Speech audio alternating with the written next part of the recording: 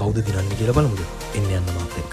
මේ ඉතාලියේ ෆොර්තේ ඩි මාර්නි අද පැවැත්වෙන බයිසිකල් ධාවන තරගයක්. කාන්තාවන් තමයි අද මේකට ඉදිරිපත් වෙලා තියෙන්නේ. මම බලාපොරොත්තු වුණේ ඕගොල්ලන්ට මේ තරගයේ අවසානය ඕගොල්ලන්ට ආවර්ජනය කරන්න. ඒකට නොහැකියාවක් ලැබුණා. මොකද කාලය මට හරස් වුණා. මේ තරගය ළඟ එන නිසා. ඉතින් මේ යන්නේ සංවිධායකවරුන් හා පොලිස් රථවාහනයක්. මේ කියන්නේ තරගය ළඟම එනවා කියන එක මේ මග දෙපසේ ඉන්න කට්ටියට ඒත් එක්කම මේ තරගකාරණයන්ට හරියාකාරව තරග කරන්න සුදුසු වටපිටාව නිර්මාණය කරලා දෙනවා ඒගොල්ලන් පාර ක්‍රියා කරලා දීලා.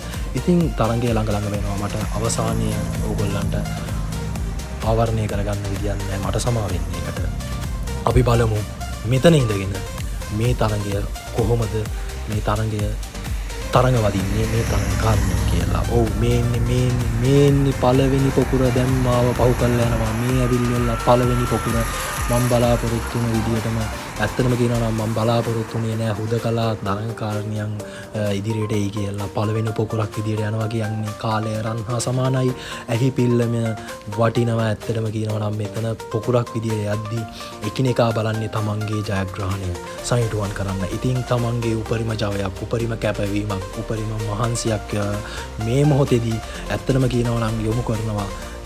අනිත් එක තව කිලෝමීටර් 10ක් යන්න ඕන. තමන්ගේ හරි වේග රිද්මයක් පවත්වාගෙන ගියොත් එහෙම අවසානයේ කවුරුන් ජයග්‍රාහකයා වේද කියන්නේ අපි දන්නේ නැහැ. අපි තව ටිකක් ලං වෙලා බලමු.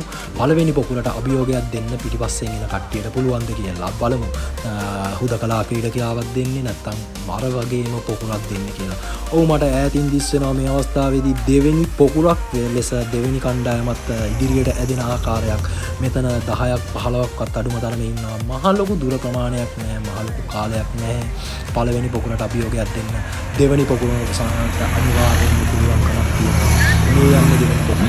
ඉතින් මේ පිටිපස්සෙන් යන්නේ ඔවුන්ගේ ආධාරකරුවන් නිකන් හරි ඔවුන් පදින බයිසිකලයක් අනුතරකට පත් වුණොත් ටක්කාලා බයිසිකලේ මාරු කරන්න පුළුවන් නිසා. ඔව් මේ තුන්වෙනි පොකුරත් දැන් මේ අවස්ථාවේ මාව පහු කරලා යනවා. ඉතින් මේ අතර ලොකු කාල සීමාවක් නැහැ. මේ අතර ලොකු දුර ප්‍රමාණයක් නැහැ. කිලෝමීටර් 10ක් වගේ තියෙන්නේ.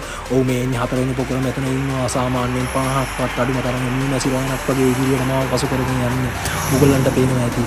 ඇත්තටම කියනවා නම් හොඳ තරගයක් තියෙයි කියලා මම විශ්වාස කරනවා. මොකද ලොකු කාල සීමාවක් නැහැ. ලොකු දුර ප්‍රමාණයක් නැහැ. තව කිලෝමීටර් 10ක් මේගොල්ලන් ඉදිරියට යා යුතුයි.